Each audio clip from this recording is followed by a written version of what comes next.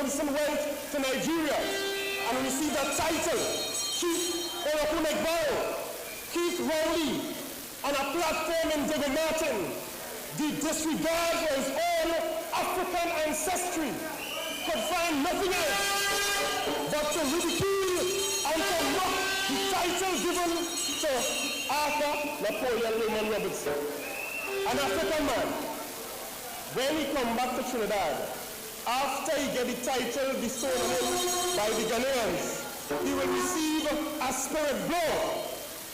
He will receive a spirit blow because he has never apologized to the people of Trinidad and Tobago, to Arthur Napoleon Raymond Robinson.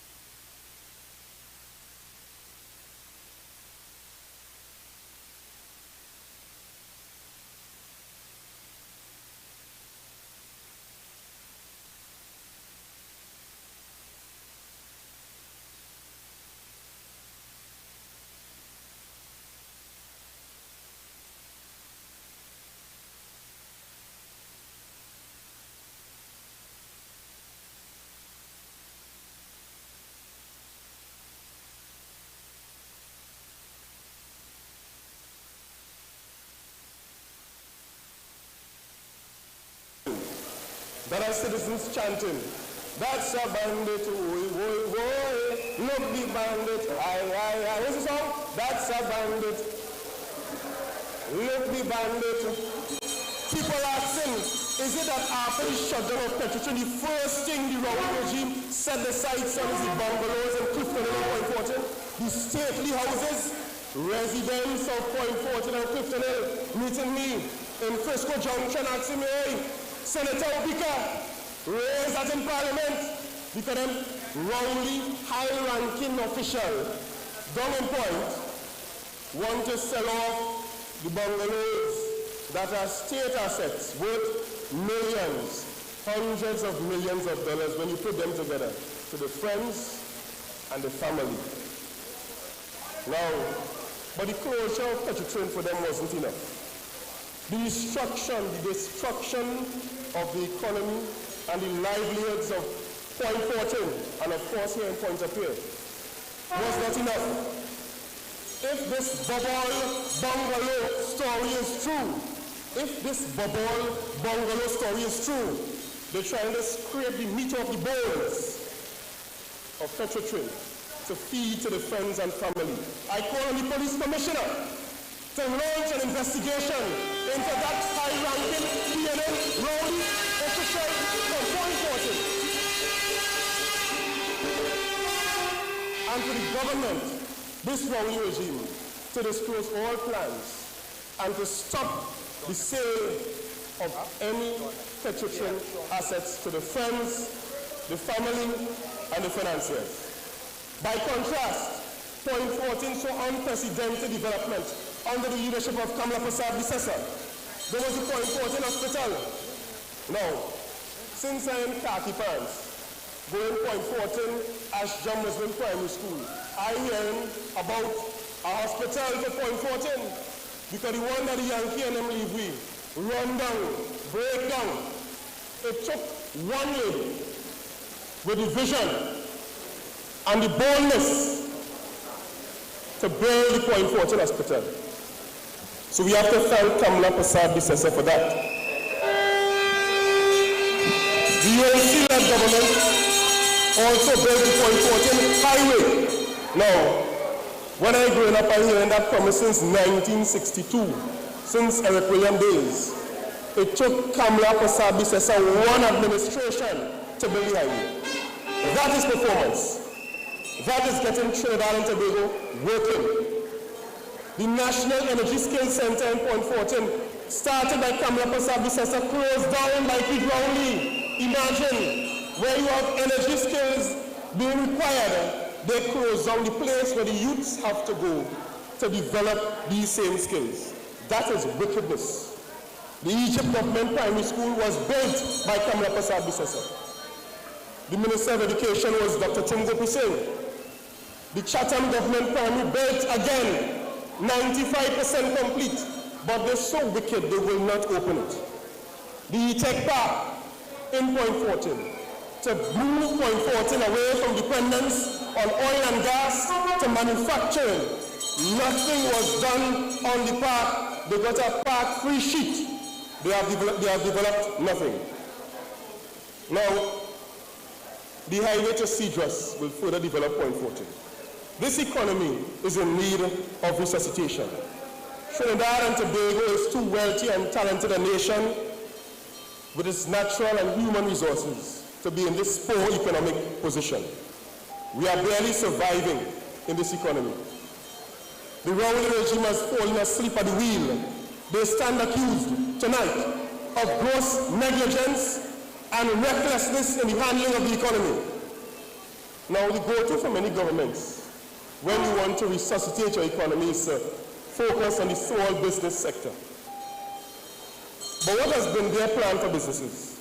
Small business. A slush fund, a rowley slush fund for friends of the administration. They do not care about business growth. In fact, over $6 billion in VAT returns, and their solution, instead of paying the businessmen and the businesswomen their VAT returns as is due by their rights, they offer them bonds, 1.5%, less than the rate offered based on the yield curve at the central bank. Businesses are closing down in this country. Ultimately, the women and men who are working in this country and their families feel the brunt.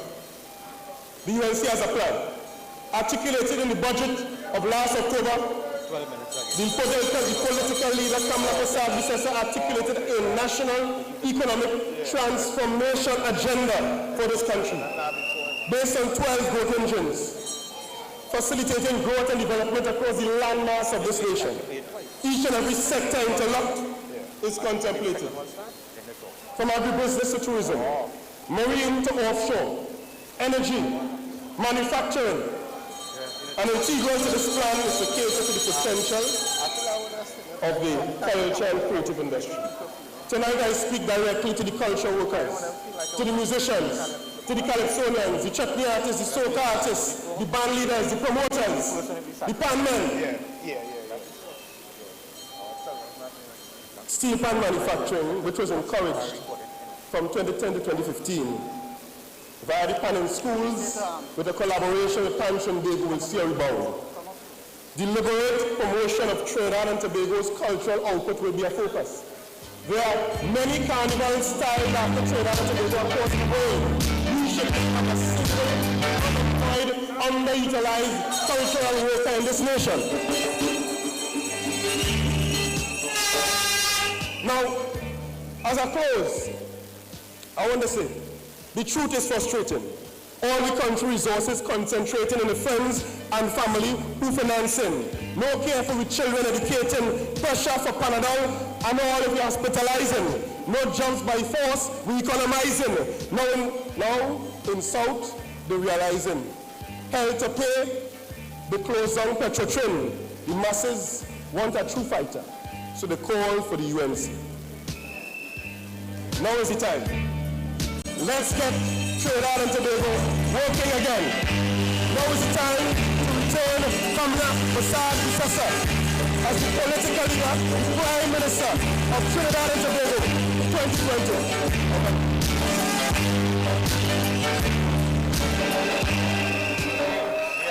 Yeah. Something inside so strong. Welcome to the world. Senator, strong so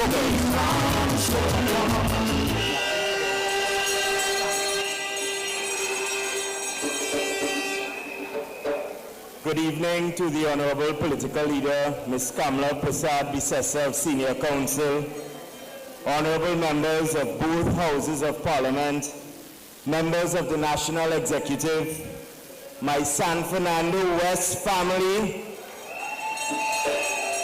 and last, but certainly by no means least, our gracious neighbors right here in the constituency of Pointe-à-Pierre. I continue to thank Almighty God for this opportunity to stand before you today as the candidate for San Fernando West. This opportunity and responsibility entrusted to me by our leader and by our party has been a humbling and eye-opening experience, one that continues to impact me daily in my hometown of San Fernando. This campaign has brought me ever closer to the people of the constituency of San Fernando West. My heart and soul is truly with each and every single member of the constituency. San Fernando West, just like many other constituencies within our country, has been left neglected and broken by this rowdy regime. Crime continues to be on the rise in our southern city. Most recently, there being a string of armed robberies occurring in the Duncan Village, Laramine area, with businesses being targeted as recently as last night. Joblessness continues to affect Southerners from as young as our university graduates who have studiously spent their early lives in hopes of better days and brighter tomorrows, seeking employment, only to have their dreams eroded by lack of employment opportunities. To our more skilled and experienced workers, many who have lost their jobs by this rowdy regime's incompetent handling of the economy. Incompetence and joblessness has never been so clearly demonstrated, especially in our southern city, with this administration's callous closure of Petrotrin. A seamless effort that single-handedly decimated South Trinidad's economy and working-class families. The fallout from Petrotrin's closure continues to destroy San Fernando's commerce, with High Street being transformed into a ghost town, with many businesses being forced to shut their doors and sack their employees. All of this under the gaze or lack thereof of an absent MP, creating the perfect storm for a broken constituency in the nation's second city, really giving life to a sentiment that has swept us by storm, that we feel treated as second-class citizens. But alas, my friends, there is hope. You can see it and feel it in our citizens, in our mobilization, in our walkabouts, in our Monday night forum, in our fighters in the parliament. It beats in the breast of each and every single one of you gathered here this evening, and the many more listening and watching at home. A change is coming. Brighter and better days, and our leader, Ms. Kamala Persad-Bissessar, and the United National Congress. My friends, since my announcement as the candidate for San Fernando West, I have been very busy. I have adhered to our leader's mandate and call to action. I have hit the ground running by pounding the pavement and reaching out to scores of underrepresented constituents who have been neglected, overlooked, and ignored by their MP. In order to lead, you must first be able to listen. And throughout my walks in areas such as Laramine, Marabella Train Line Community, Kings Wharf, Sunset Cove, and Gulfview so far, I have been able to listen, understand and appreciate the various challenges and frustration facing each of these communities. In order to drill down on an action plan and solutions, I have held cottage meetings in Sunset Cove and Marabella Train Line Community, meeting with constituents who want to assist in bringing change to their neighborhoods. Constituents of San Fernando West are fed up of politicians who tell them what they think is best for them when they don't live and work amongst them. How can you tell people what's best for them without asking and listening to their problems? How do you know what is best for them without listening and then leading? This is where I have started. Having listened attentively, I am now flooded with pertinent and applicable information that I can now process with our leader and our party to chart a proper way forward with the people of San Fernando West and San Fernando as a whole. This process has birthed the genesis of our manifesto, which we will use to rebuild the southern city. Based upon the cooperation and input directly from the people of San Fernando West, in consultation with our leader, we will develop a manifesto tailor-made for the people, by the people, and of the people of San Fernando West. We are working to rebuild our city.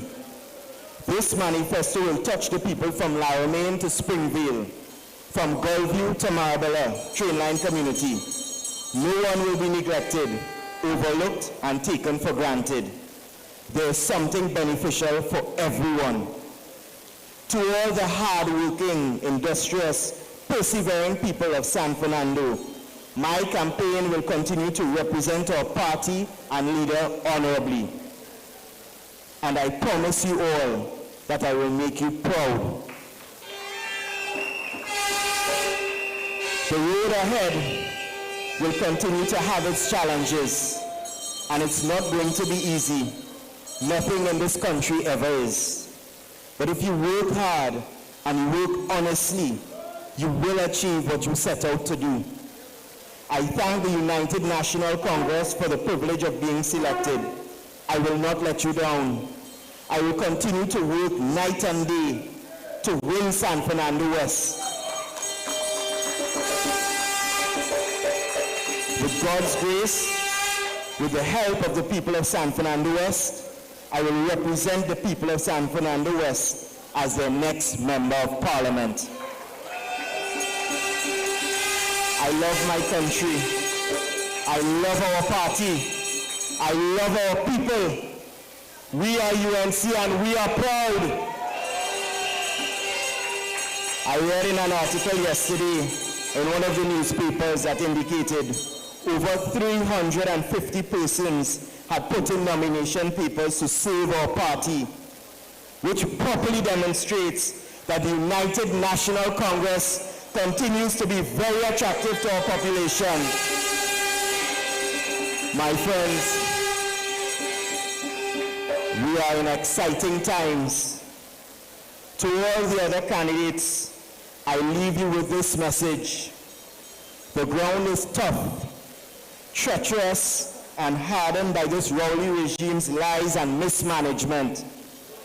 Heed the call of our leader. Pound the pavement and touch the flesh. Listen and then lead. Let familiarity with your constituents breathe comfort and not contempt. By walking the ground many times, you will soften it, allowing for permeable soil that your message can penetrate and take root. Win the hearts and minds of the people.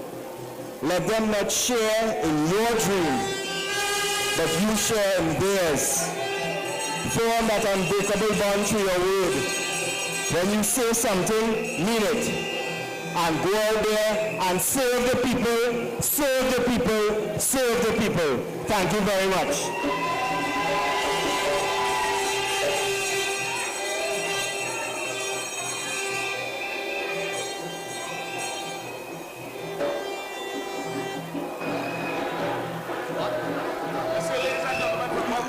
Ladies and gentlemen, please welcome the political leader as she makes her way onto the stage.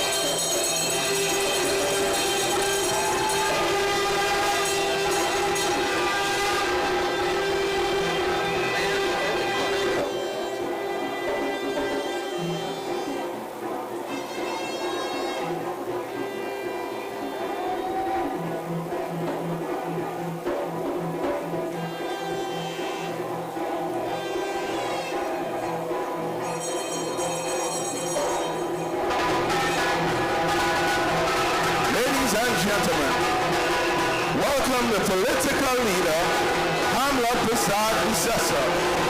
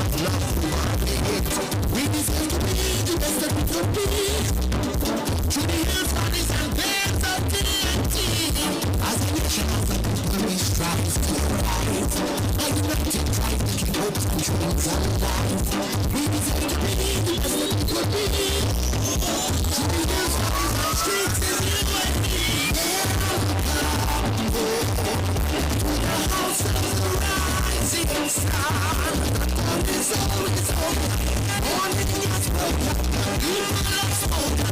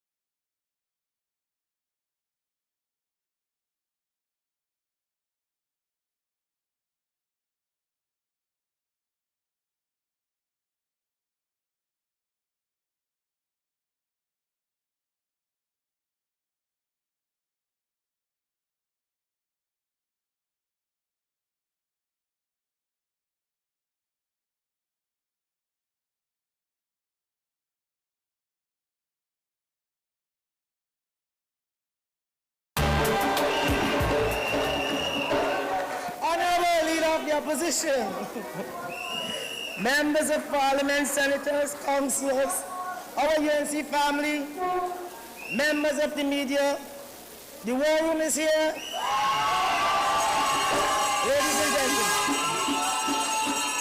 UNC, they want us dead or alive.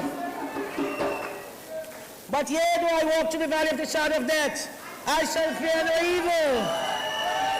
Our opponents felt that money could have buy love, but they're finding out that politics is not about power, it's about the people. And as they become more desperate and dangerous, we see a daily cascade of crazy with this current government. Each day their lies become more outrageous, the latest being the JFC report, which was led in the Parliament of Trinidad and Tobago. In it, the Minister of National Security said he had information about some DPL-2 seen walking about with gang leaders in Maloney. Now we know that Young is the most incompetent minister of anything ever to find himself in a cabinet. And that extends to the 6 lies of distraction. I want to say without fear of contradiction that if the DPL-2 he refers to is me, I was never ever in Maloney to walk, talk, eat, or sleep.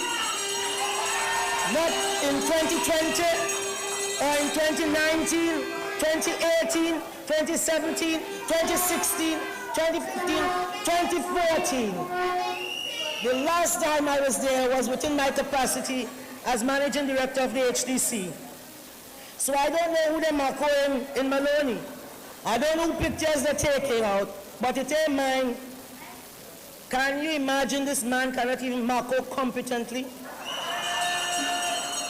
To testify, to place on public record to the JSC Committee of the Parliament that I was seen in a place where I never was, even for Young, is a new low. Tonight I asked Stuart Young, how low can you go? To find Stuart Young, you have to limbo below the white line in the road. He's low. He's a low life, waste of time, useless. The person refers to as Spanish today was in the Guardian newspaper. An article written by Mr. Renuka Singh. The gentleman denies ever constructing any police post on Duncan Street. Mr. Rodriguez tells the truth. The companies involved in that construction were Caribbean Facilities Maintenance Limited and FIC. Mr. Kenneth Spanish went on to state, according to the Trinidad Guardian, that he has contracts valued in the millions with his current government.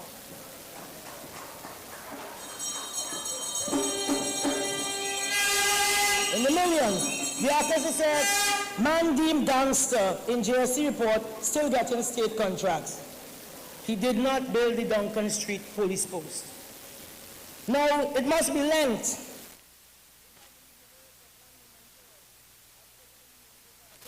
And for that I say in advance, Father, forgive me. Because this gentleman confirmed, this PNM appointed chairman, he said he confirms that Mr. Rodriguez is getting contracts with them in some project called the Latrine Eradication Program in Laventille.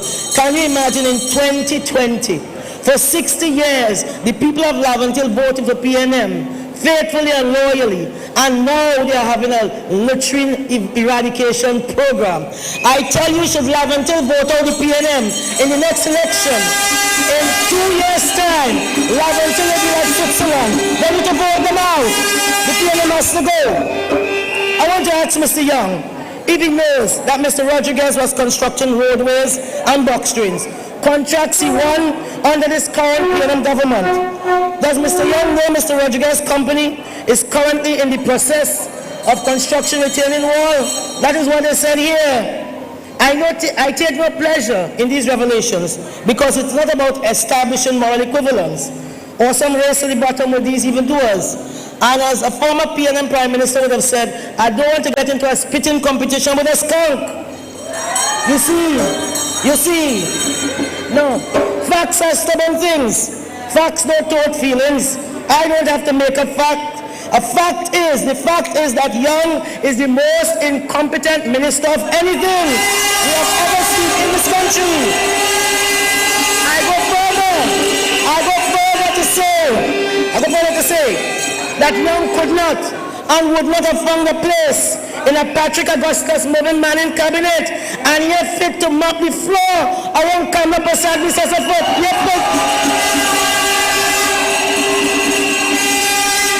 Mr. Young in his narrative to the GSC claim that I visited Beetham and gave handouts. Of course, he claims I was accompanied by a gang leader, one whom he never named. That too is not the truth and baseless. For the years 2017, 2018, and 2019, I've been called upon to assist some students at Beetham. Each year, we fill a whole host, several book lists. These people with social consciousness will donate and assist in purchasing all of these textbooks.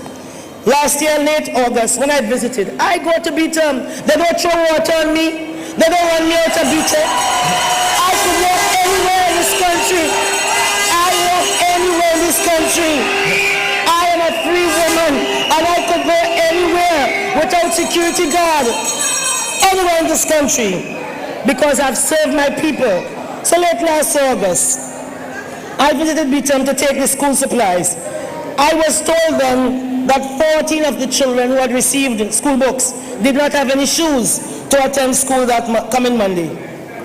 A friend, a very brilliant man, an accomplished man, who always assists in the school book effort, accompanied me to a store on Henry Street, where with his credit card he purchased 14 pairs of shoes for the children of Beetham to go to school. Our leader always reiterates that education is a sure way out of poverty. So tonight I tell Stuart Young, if helping the children of Beetham is wrong, I don't want to be right. I don't want to be right. If buying school books for the children of Beetham is wrong, I don't want to be right. If buying shoes for the children of Beetham to go to school is wrong, I don't want to be right. And you could hunt me up, you could hunt me low, I don't want to be right. Because that's the only way out of poverty. It's the only way out of their present circumstances. The UNC will not take the Beetham children to court. We will take them to school. Kamla Prasad will ensure that our policies will be the wind beneath their wings, and it will take them as far as their ability and their ambition takes them. That is what we do. We don't take children to court. Last Saturday, at a meeting held with residents of Lahokita, a young man by the name of Cameron Cipro said to us to change his community. He urged everyone, do the right thing. Cameron said, tell a friend to do the right thing. To Young, he would have been a gang leader. For over 60 years, their parents and grandparents would have voted loyally for the PNM. And today their spirits, it's broken. There are no jobs, no training, no access to gainful employment. In the face of all of that, they are still willing to keep hope alive.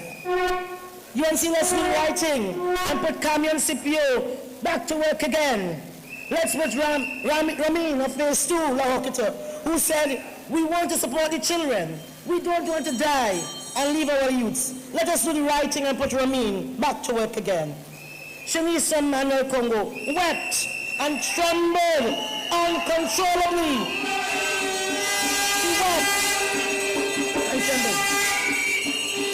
as she spoke about the murder of a 19-year-old Jelani Sampson, who was gunned down in cold blood in La Hokata on March 30th, 2019. Why was he murdered? He was murdered for crossing from one face to the other in his own neighborhood. She was so affected by the Census Act. She needs to get back to work. Let's do the right thing and put Shanice back to work again. You see, the reality is that we are faced with some complex problems, and it takes a comprehensive solution. And all this nonsense about who walking with gang leader and who are walking with gang leader, that is solving nothing. And I urge the Prime Minister and his useless bunch of ministers to go and walk and talk with the people. They must go and walk and talk with the people. Because you see, they will not slice and dice people. They will not discriminate against people. They discriminate against you because you have on a white vest. How is that a criminal act? And if it's a criminal act, lock up people. But if you're not locking up people, shut up and go and do the people's work. Go and do something. Do some work. Go shut up. Then you have nothing. You have nothing to lose. You have nothing to lose. As the Honorable Madam Justice Quinlan had said, we expect a person to look a certain way, learn a certain way, speak a certain way, behave a certain way, and react a certain way. What happens, she asks, when those norms are not present and our ideals are not met? Are they less deserving of society's protection and care? Is it that our government must only be for the haves and leave out the have-nots, and then decide that they are gang leaders, and they are telling me, Jerry John, I can't walk the road because I'm too dotish and lazy and stupid and dunce to walk the road to support and have the people voted them into power? I am telling you no. I will not be held hostage by these people. And you'll see, I tell you, if we work hard, we are going to win the next election. Kamla Prasad Bisesa will be voted as Prime Minister of Trinidad and Tobago. Because today, as the economies of the world crumble, as people worrying, you go across the globe, everybody inside, you go out on a cruise, they don't want you back on land. Everybody afraid. But there we have a wannabe emperor. In Ghana, trying on Kinte, feeling good about himself. You understand? Feeling good about himself. But I want to tell the emperor tonight, here are our clothes. To us, he's naked, and we want him out. Rowley must go. Rowley must go. He is nice. He has no use and no purpose. You will recall when a fellow Tobagonian went to Africa and was afforded the same honor. What did Rowley call him? He said that is Chief Kunumunu. I wonder what they call him Rowley today, after he done preen. You understand? And put on his robe. And he does not care that the price of oil, he one trick pony, oil and gas, the price just fall out of the sky yesterday. All the markets just tumbling. We don't know if we're coming or if we're going under Keith Christopher Rowley. Rowley must go, ladies and gentlemen. Rowley must go. He must go. So you all see, be vigilant. Be vigilant. Stay united. Let's work hard. You know they are hunting us high and low. And they don't care if they got us dead or alive. But I don't care. We are going to walk and we are going to talk with our people. And we are going to tell them, just as our leader told us. She said, go out there, boots on the ground, and serve the people, serve the people, serve the people. We are going out there for a great victory. Know that if we work hard, we are going to have a great victory. Because, as Martin Luther King said, we are now faced with the first urgency of now, because tomorrow is now today. So we have no time to waste. We cannot get tired, UNC. The work has now started. I know the journey has been hard, but I know with God's grace and with our leader, Kamla Prasad Bisesa, setting that vision, our face is turned towards the rising sun. We know that there is a great victory waiting for us. I thank you. We are not afraid. We are not afraid of any of them. And I thank you, ladies and gentlemen.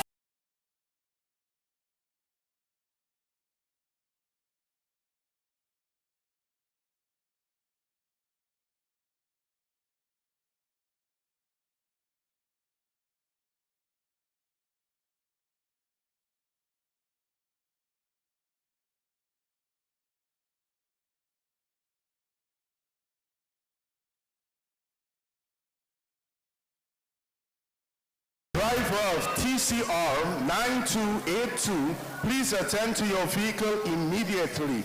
Driver of TCR 9282. Something inside so strong. I know that I can. UNC family, welcome on stage Member of Parliament for Point of Care and Deputy Political Leader, Dr. David Lee. Thank you. Good night.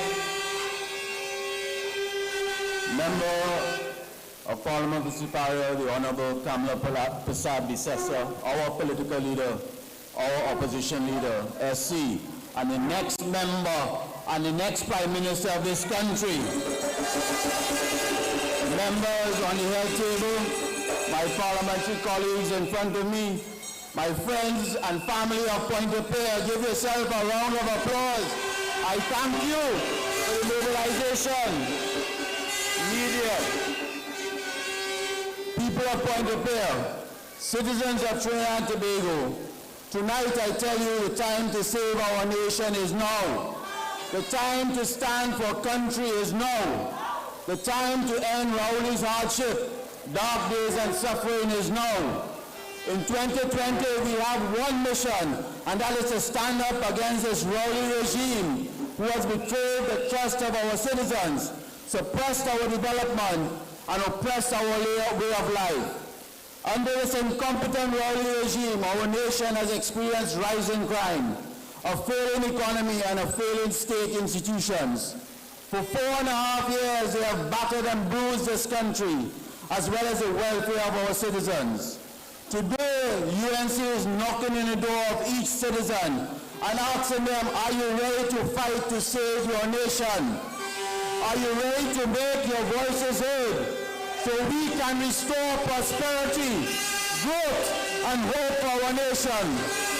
Now is the time to stand against the broken promises. Now is the time to stand up for our citizens who have been broken by their neglect. As a people, we must ask ourselves, are we better off today than we were 5 years ago? Are we safer today than we were 5 years ago? Is our economy in a better state than it was 5 years ago? Do our children and youth have brighter futures than they did 5 years ago? And the answer is a resounding no. It is time to save the soul of our nation. As a people, we must put aside our differences. As a people, we must need to put aside small issues as well as personal grievances and look at the bigger picture. Are we not all suffering under this Rowley regime? The bigger picture is, with every day that this Rowley regime remains in office, the economy, social system, public institution, and global reputation of our country is being stripped away through their inability to properly manage our state of affairs. As a people, we must not see race. As a people, we must not see religion. We must not see personal disagreements of who benefited or not. But instead, we must see a country in turmoil, and the time is now to take back our country. Since coming into government, every single sector of our national framework has been derailed and destroyed. Let us take the energy sector. If there ever was a reason and time to stand up against this wicked government, it would be now due to the total destruction, chaos, and crisis that they have plunged our national energy sector into. Do you believe Franklin Khan knows what he is doing? Instead of innovation, progress, and modernization, the management of the energy sector by this Rowley-led PNM has been based on lies, betrayals, closed-door deals, and shutdowns. In 2015, they said they could do better than Kamala in increasing oil and gas production. 5 years later, Franklin Khan has failed us. He does not have any smile anymore on his face ever since he went to that Far East holiday in Christmas time. Our population must never forget the lies about Dragon gas deal. They boasted that this deal would do wonders to reduce our gas shortage. In 2016, the Congo line all over boasting about Dragon gas, knowing fully well that this deal would never come to fruition. We in the opposition told them from day one that this agreement would fail in the manner that we were going about it. In 2020, just as the opposition predicted, not a single drop of gas for the people of Trinidad and Tobago. Now they have come with another gimmick. They have come with a new dragon gas. They call it the Lauren Manatee. Do not fall for their gimmicks and political tricks. The incompetence and mismanagement of the Rowley regime has been so far reaching that in the space of 4 years, they have crippled and badly wounded the Point Lisas industrial estate, which has brought in billions in revenue for this country and employed thousands of our citizens. In 2015, they told us they would partner with downstreamers to expand the industry. Lies, lies, and more lies. As 4 years later, we have seen that the poor negotiations with this government has led to higher prices for the downstreamers. Instead of creating an environment for more downstreamers to invest, the Rowley regime has created a nightmare which has resulted in the closure of many firms, such as ArcelorMittal in 2016, 2 methanol plants in 2017, and Yara just in January 2020, and a vulnerable position in the Atlantic Trail LNG plant. This has led to hundreds losing their jobs, many of them right here in Point-de-Pierre. The Rowley regime has single-handedly dismantled and destroyed the Point Lisas estate, and the future of our local downstreamers look very bleak. As a country must ask, why are they destroying the businesses in the Point Lisas estate? Is it because they want to transfer the gas supply to companies that they favor? Brothers and sisters, Petrotrin was not a simple betrayal to the people of Trinidad and Tobago. It was a crime committed against all the people of our nation and those who work hard to build our crown jewel. We must never forgive them for throwing thousands on the bread line. We must never forget for causing hundreds of fence line businesses to close down. We must never forget the deceit of the Prime Minister when he told this country during a public meeting in Marabella Community Center on the 5th of September 2018, and I quote, "The government is not closing down Petrotrin." Let me repeat that in case you was opening your fridge and didn't hear me. The government is not closing down Petrotrin. 2 months later, on November 30th, 2018, the Rowley shut down Petrotrin and sent home everybody. Then you want to tell you that it's fake news. This decision suffered thousands throughout Point-de-Pierre and environs. Thousands were robbed of their hope and a living. This government has destroyed the heartbeat and breath of the Point-de-Pierre constituency. On my many walks throughout Point-de-Pierre, I have met hundreds of young men and women who are crying out for hope and opportunity. And I tell them, hold on, Kamla Basad Bisasa is coming back to save you. If this government really cared about the impact of their decision, they could have kept Petrotrin open and restructured it. They don't care about our people. Do not let any PNM candidate tell you that this decision was done in the best interest of this country. I hear they screen a candidate by the name of Daniel Duki, and he's going around in Point-de-Pierre in Marabella, saying that the closure of Petrotrin was a good decision. Well, I want to tell him they could bring Duki, they could bring Muki, they could bring Muxi. It's the same licks they're getting in Marabella and Point-de-Pierre. I have met several retirees of Petrotrin who face significant stress since the closure and destruction of Petrotrin. While they should be enjoying their golden years, they are faced with rising medical bills and inadequate coverage to the closure. Tonight, I give you the assurance, if they ever was to sell the refinery, as your member of Parliament for Point-de-Pierre, I will demand and fight to ensure that our constituents from Batu Avenue, Pleasant Park, Claxonville and environs are given the first preference for jobs in that refinery. My brothers and sisters, let me tell you a little bit of democracy. Our citizens must understand that our duty in this election is not only to save our economy, revitalize our energy sector and improve our standard of living, but it is about protecting our democracy. Any government who tries to silence the views and will of its citizens defeats the very core of democracy. How often have you seen them refuse to allow our debates and concerns on crime in Parliament? How often have you seen them say that discussion of health is not urgent? How often have you seen them try to silence the opposition in Parliament? This wicked rowdy regime will go through lengths to hide their failures, even if it means contravening our Constitution and making a mockery of our parliamentary system. Any government who comes out of Parliament and removes the constitutional protection of a special majority, as it did in the past, is no protector of the people, but rather one who poses a threat to the people. Any government who denies the opposition the right for private members' day, as this government has denied us in January, promising us 2 in February, is no servant of the people, but rather fighting against the people. As a people, we must not let any government run away with those principles, which not only define us as a people, but ensure we move forward as a people. That is why we must stand firm, and we must stand united at this time, and the time is now. The time is to ensure that our principles of democracy are not eroded. Tonight, as the opposition chief whip, I send a warning to all. We will not be intimidated, and we will not be pushed around. Many times they have tried to remove our members from committees without due process. Many times they have tried to shut us down in our debates. Many times the personal vile attacks against our leader are allowed unreservedly. Those are signs of a government who has lost its usefulness. We have a duty to the people of Trinidad and Tobago, a duty to protect their rights and give them a voice, a duty which we have done valiantly in the last 4 years, and one which we will continue to do until we get this wicked PNM out of office.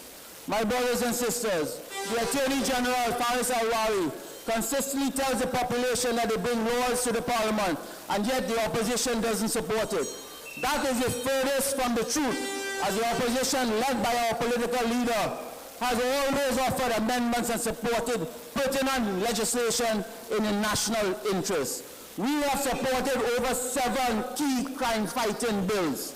Without our support, this government could not have passed those key pieces of legislation. This is a government that boasts about passing bills, yet they do not operationalize these laws. It is about fooling the population. For over 5 years, the procurement bill is languishing on the desk of Imbert. Don't let them fool you.